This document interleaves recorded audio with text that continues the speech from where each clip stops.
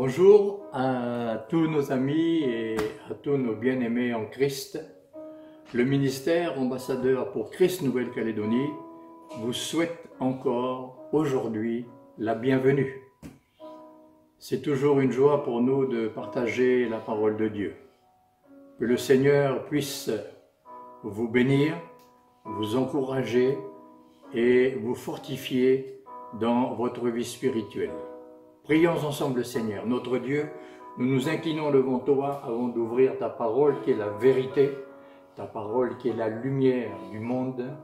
Nous voulons remettre entre tes mains ce temps de partage, afin que par le Saint-Esprit tu agisses, par le Saint-Esprit tu œuvres dans les cœurs, par le Saint-Esprit, quelle que soit la distance, Seigneur, tu te manifestes et que tu apportes, Seigneur, dans les cœurs, la paix, la joie, le bonheur que seules les Écritures peuvent nous apporter. Merci de nous visiter encore, Seigneur, dans le nom de Jésus. Amen. Notre thème aujourd'hui sera donc le confinement. Nous avons tous été dans le confinement. Certains le sont encore aujourd'hui dans les nations. Mais en ce qui concerne notre pays, eh bien, nous avons été libérés de ce confinement. Un confinement obligé par les autorités. Pourquoi? À cause du coronavirus, un ennemi puissant pour nos vies, un danger de mort pour nous tous. Le confinement, qu'est-ce que c'est? Eh bien, le confinement, c'est une restriction, une limitation de contact humain et de déplacement. Le confinement, c'est aussi l'isolement d'un prisonnier. Plus de contact avec l'extérieur, plus de relations, plus d'activités. Pendant ce temps de confinement, pratiquement plus personne dans les rues, l'activité, bien sûr, est au plus bas. En résumé, le confinement, c'est une diminution de contact et de déplacement. Deux choses que nous retenons principalement dans le confinement, une diminution de contact et de déplacement. Le contraire du confinement, c'est la liberté. La liberté des déplacements, la liberté des contacts. Et nous sommes heureux lorsque nous retrouvons la liberté de sortir, la liberté d'être au contact des uns et des autres. Nous sommes heureux de retrouver la liberté. Donc, pour revenir au confinement, eh bien, il y a toutes sortes de confinements. Le confinement obligé à cause de la persécution. L'apôtre Paul a été mis en confinement. Actes chapitre 23, le verset 12. Les Juifs formèrent un complot pour le tuer. Ceux qui formèrent ce complot étaient au nombre de 40 personnes.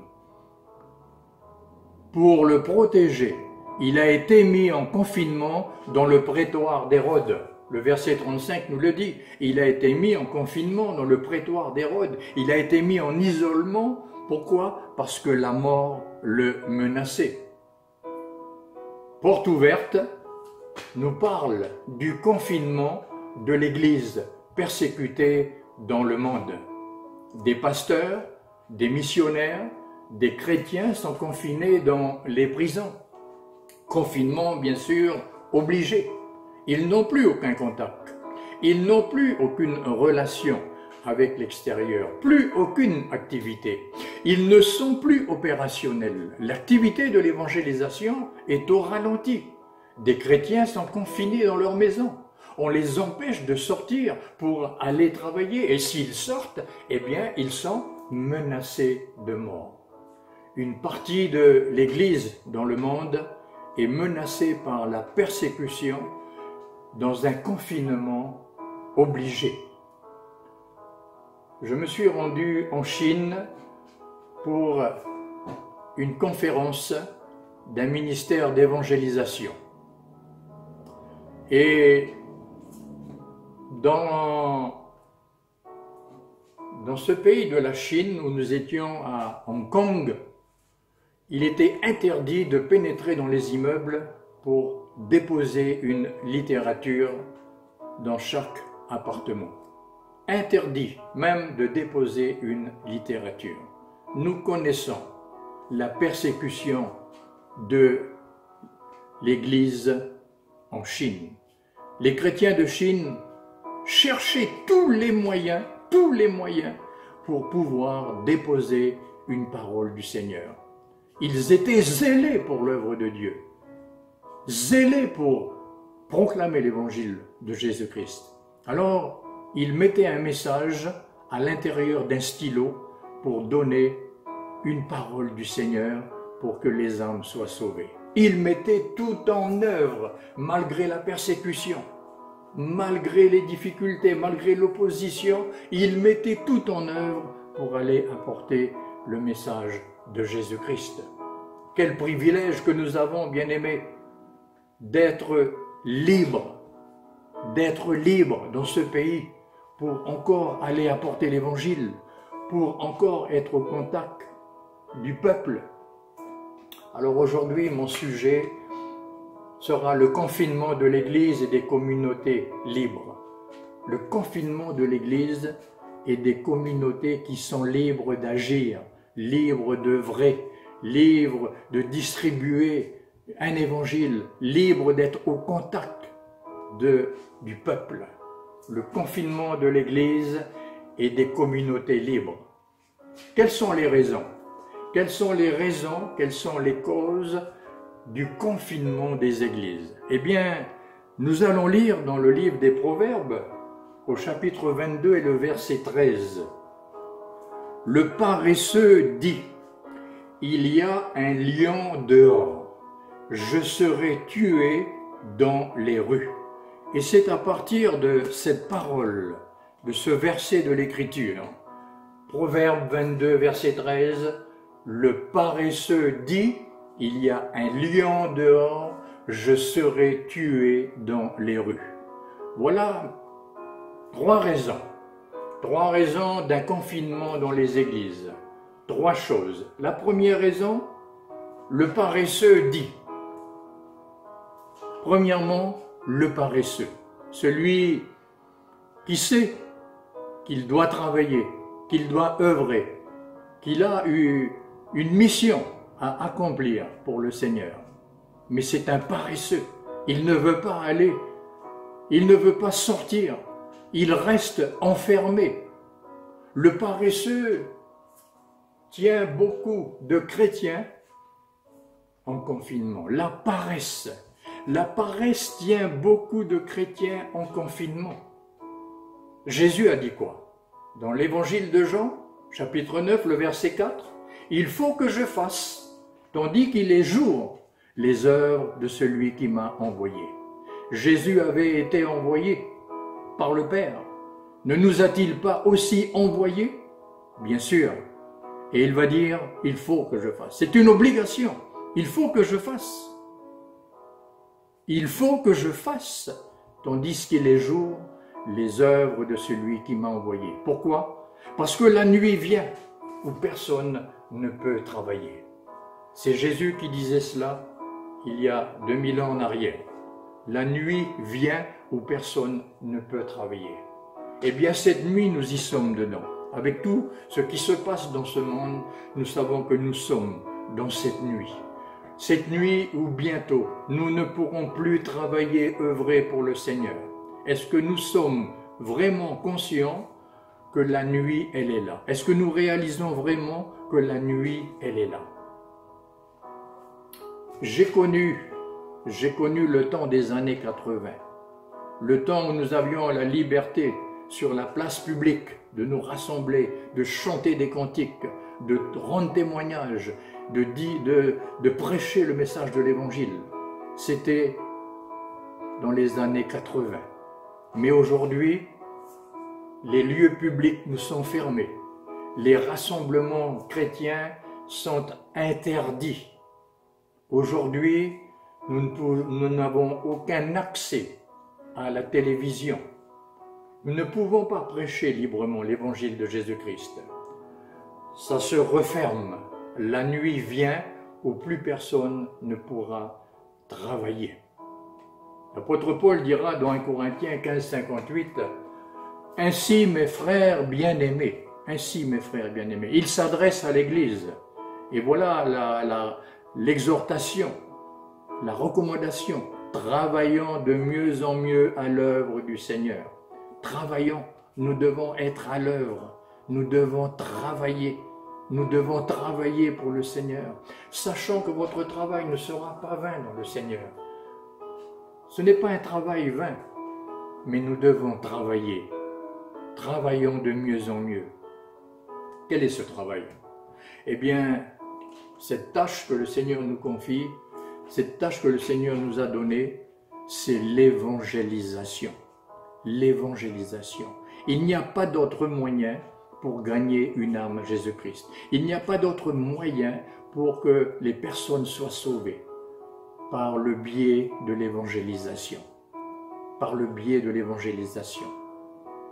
Matthieu, chapitre 28, le verset 18, Jésus va dire à la fin, « Allez, faites de toutes les nations des disciples. Faites des disciples. » Voilà ce que le Seigneur veut que nous fassions. Faire des disciples. Faire des disciples. Il dira également dans l'évangile de Marc, chapitre 16, verset 15, « Allez par tout le monde, allez !» Il faut sortir, il faut aller et prêcher donc cette bonne nouvelle à toute la création. Et le Seigneur dira encore, Actes chapitre 1er, le verset 8, « Vous serez mes témoins à Jérusalem, dans la Judée, la Samarie et jusqu'aux extrémités de la terre. » Lorsque nous voyons ces passages, eh bien cela nous appelle à aller. Et pour aller, il faut sortir du confinement de la paresse. La paresse a gagné les églises. La paresse a gagné les églises. Et à nouveau, le Seigneur nous appelle à sortir de cette paresse par ce livre des Proverbes que nous venons de lire. Ces textes nous parlent de quoi? Nous parlent d'activité. Nous parle du travail de l'évangélisation. C'est l'opposé au confinement. L'Église n'a pas vocation à être confinée. L'Église doit être un mouvement en marche. L'Église ne doit pas rester assise, mais l'Église doit se lever. L'Église doit sortir. L'Église doit aller pour être au contact et parler de Jésus-Christ.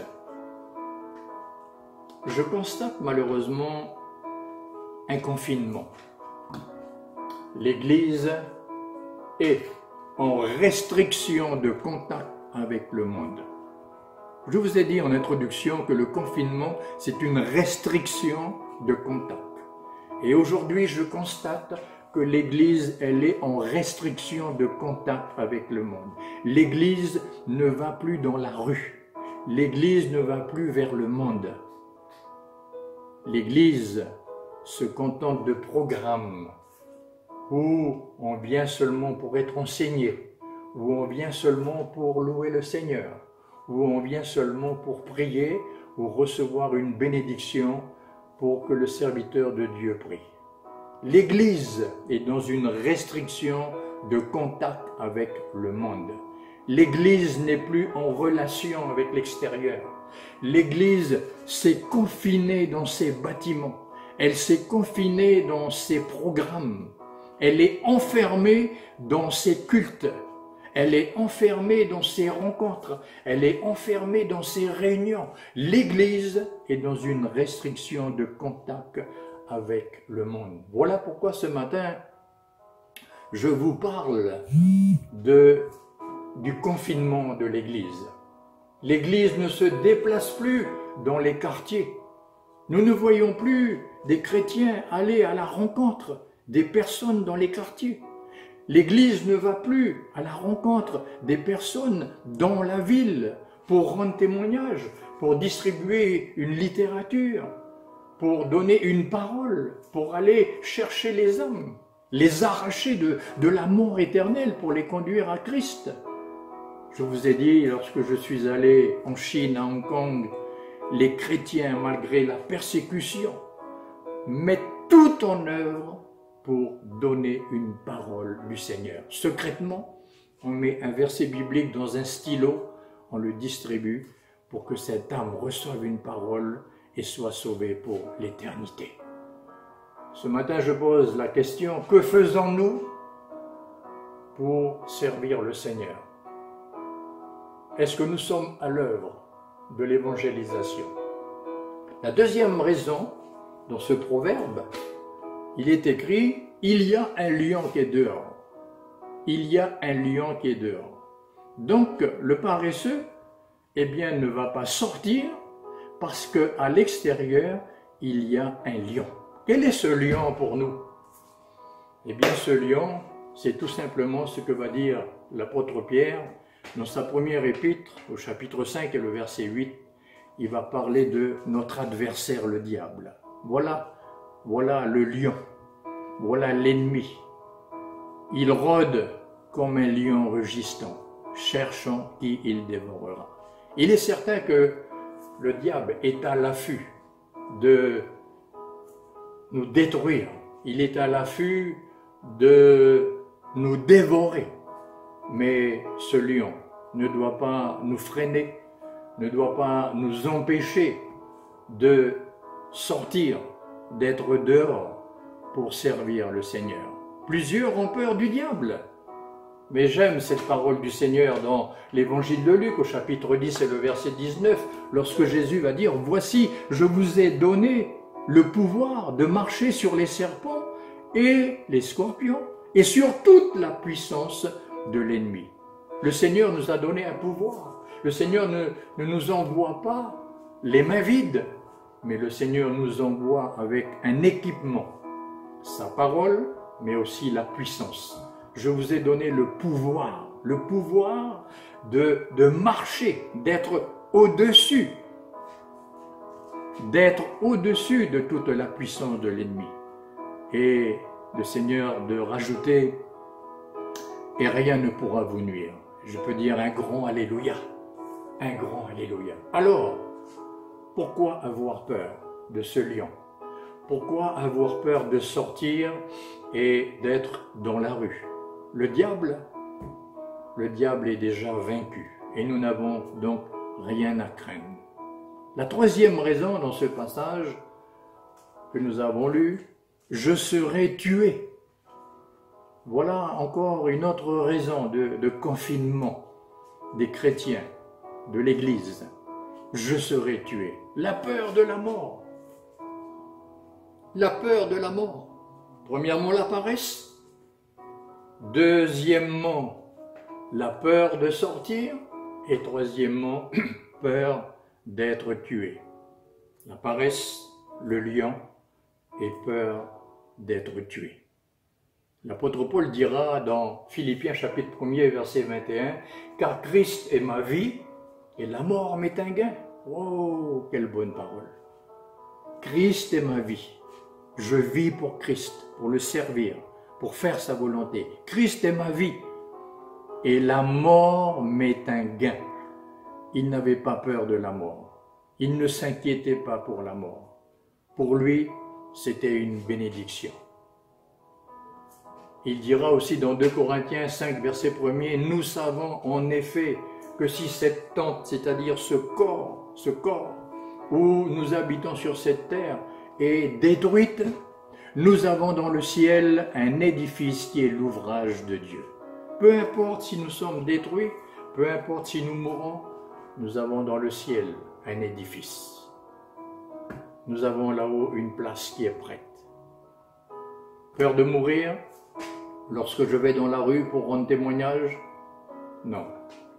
Voilà 3 raisons du confinement de l'Église qui ne sort pas, qui ne travaille plus et qui n'est plus à l'œuvre pour le Maître. 3 choses qui tiennent les églises et les chrétiens en confinement. Il n'y a pas ou presque plus d'activités sur le terrain. Oh oui, il y a des soirées de louanges, il y a des soirées de prière, il y a des conférences, il y a des enseignements, il y a des rassemblements de communion fraternelle. Mais l'activité sur le terrain, c'est cela mon message ce matin. Il n'y a pas de contact. Il n'y a pas de relation avec les perdus de ce monde. L'Église ne sort pas ou ne sort plus. Elle n'est plus à la rencontre des perdus. Vous savez, ce n'est pas une fois par an qu'il faut aller faire du bruit dans la rue. J'étais présent à la marche pour Jésus. C'était une belle matinée dans les rues de la ville. C'était bien, une foule nombreuse, une belle représentation de l'Église pendant toute une matinée, avec les chants du Seigneur, avec la parole de Dieu partagée, avec la prière, avec les témoignages. Une belle journée pour ce temps passé dans la rue pour apporter le message donc de l'Évangile. Mais après cette journée, cette seule journée de l'année, après cette journée, qu'est-ce qu'il y a après cette journée? J'ai aussi entendu ce chant. Nous voulons voir Jésus élevé comme un étendard dans ce pays. C'est vrai que nous voulons voir Jésus élevé. Mais pour voir Jésus élevé, il ne suffit pas de rester dans la prière. Il faut aussi se lever et aller apporter le message. Jésus priait tous les jours, mais Jésus était aussi tous les jours sur le terrain. Beaucoup de chrétiens sont zélés en groupe, mais seuls, que font-ils? Où sont-ils? Vous savez, un autre confinement, Proverbes chapitre 6 et le verset 9, qui nous dit ceci: « Paresseux, jusqu'à quand seras-tu couché? Paresseux, jusqu'à quand seras-tu couché ?» Et ce passage nous parle de chrétiens qui dorment, chrétiens qui ne font rien. Et la deuxième partie de ce passage nous dit: « Quand te lèveras-tu de ton sommeil? » Quand est-ce que tu vas te lever? Quand est-ce que tu vas réagir? Quand te lèveras-tu de ton sommeil? C'est un appel encore aujourd'hui à réagir, un appel à se lever, parce que la nuit vient où plus personne ne pourra travailler. Pour l'instant, nous avons encore la liberté de contact, la liberté de déplacement, mais viendra le temps où nous ne pourrons plus parler de Jésus. Paul n'a-t-il pas dit dans l'Épître aux Éphésiens, chapitre 5 et le verset 14, il a dit ceci: « Réveille-toi, réveille-toi, toi qui dors. Tu es dans un sommeil spirituel, tu es là dans un confinement de sommeil. » Et il dira dans Romains 13, 11, « Vous savez en quel temps nous sommes. » Je ne vais pas développer ce verset, cette parole. Nous savons en quel temps nous sommes. Nous savons avec tout ce qui se passe dans ce monde que nous sommes dans le temps où Jésus va bientôt revenir chercher son Église. Alors Paul dira dans ce même passage: « C'est l'heure de vous réveiller enfin du sommeil. » C'est l'heure de vous réveiller. Sortez de ce confinement de sommeil, car maintenant le salut est plus près de nous que lorsque nous avons cru. C'est vrai, le salut est plus près de nous que lorsque nous avons cru. Aujourd'hui, dans ce pays, l'Église et les communautés sont libres de se déplacer et de tout contact. Nous ne sommes pas encore dans le temps du confinement de la persécution, mais cela va arriver. Alors, pendant qu'il est encore jour, eh bien, comme Jésus a dit, il faut que je fasse les œuvres de celui qui m'a envoyé. Nous sommes aussi envoyés. Comme il m'a envoyé, je vous envoie aussi, a dit le Seigneur. Proverbe, nous arrivons à la fin de ce partage, Proverbe 18, 9. Quoi? Vous restez sans rien dire? Ne soyez point paresseux à vous mettre en marche pour aller prendre possession de ce pays. Je répète cette parole, Proverbe 18, 9. Quoi? Vous restez sans rien dire? Ne soyez point paresseux. Ne soyez point paresseux à vous mettre en marche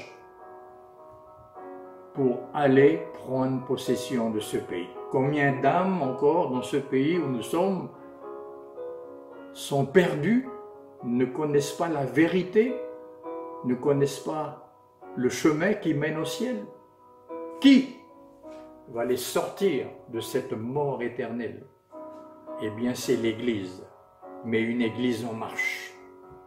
Ne cherchons pas toujours à emmener des personnes dans un lieu de rassemblement, un lieu dans un bâtiment où l'Église se rassemble. Jésus n'a pas dit « Allez chercher les gens et amenez-les vers moi ». La Bible nous dit que Jésus est allé, il est sorti La Bible nous dit, il est sorti. Nous devons ressembler à notre maître. Un autre point sur le confinement, Proverbe, chapitre 20, le verset 4, la Bible nous dit, à cause du froid, le paresseux ne laboure pas. À cause du froid, toujours ce paresseux qui ne veut rien faire. Et c'est quoi la raison? À cause du froid. Eh bien, il y a aussi le froid, la froideur des cœurs. Avec la marée montante du péché, avec la violence, avec les difficultés, avec les problèmes, avec tout ce qui arrive dans ce monde, les cœurs se ferment, les cœurs s'endurcissent, l'évangile ne pénètre pas, l'évangélisation est difficile, les témoignages ne sont même pas écoutés. Il y a une froideur. À cause du froid, le paresseux ne laboure pas. C'est-à-dire, il ne sort pas pour travailler. Que l'Église, à cause du froid, à cause de la froideur des cœurs, ne reste pas sans rien faire. Certains ont baissé les bras, sont découragés à cause de la froideur des cœurs. Que Dieu fasse, au travers de ce message aujourd'hui, que l'Église se lève, que l'Église sorte et que l'Église soit en contact avec le peuple. Et pour sortir du confinement, l'Église, je répète, pour sortir du confinement, l'Église doit sortir. L'Église doit sortir et se mettre en contact avec la foule. Pour sortir du confinement, Jésus nous a donné l'exemple. Jésus, chaque jour, avant de commencer la journée, priait. Mais il ne faisait pas seulement que la prière. Il ne restait pas que dans la prière. Il priait et il allait sur le terrain. Aujourd'hui, il y a des réseaux d'intercession, il y a des groupes de prière, il y a des intercesseurs. Mais ce que le Seigneur veut, c'est que nous allions aussi au contact. Chaque jour, Jésus était avec la foule. Chaque jour, Jésus était à l'œuvre. Jésus allait dans les villes et il allait dans les villages. Nous avons un pays à parcourir. Les villes, la ville, les villages, les tribus, mais nous devons parcourir ce pays. Que Dieu fasse, au travers de ce message, que nous nous levions et que l'Église sorte de ce confinement, qu'elle ne reste pas paralysée, mais qu'elle se lève, car la nuit vient où plus personne ne pourra travailler. Je m'incline devant ta grandeur, ta sainteté, ton amour et te dire merci Seigneur, parce que tu as été pour nous un exemple. Tu as été pour nous un exemple. Et ta parole nous dit que nous devons marcher comme toi-même tu as marché.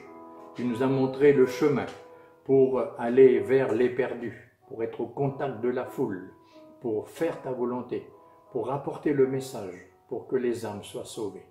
Seigneur, en cette journée où nous sommes là encore ensemble pour être à l'écoute de ta parole, Seigneur, il y ait un réveil qui se fasse. Beaucoup de chrétiens prient pour le réveil, mais la parole nous dit « Réveille-toi, toi qui dors ». Le réveil commence déjà par l'Église, par réveiller chacun, chacune d'entre nous, pour que nous sortions du confinement, que nous allions au contact pour parler, pour témoigner, car Jésus revient bientôt. Merci, Seigneur, pour ta parole qui a été apportée ce matin, qu'elle fasse son œuvre et que l'Église se réveille, que l'Église se réveille. Et alors, nous verrons le réveil à la gloire de Dieu. Merci, Seigneur, pour ce temps passé avec toi. Amen. Que le Seigneur vous bénisse. À la prochaine vidéo pour partager encore le message de l'Évangile.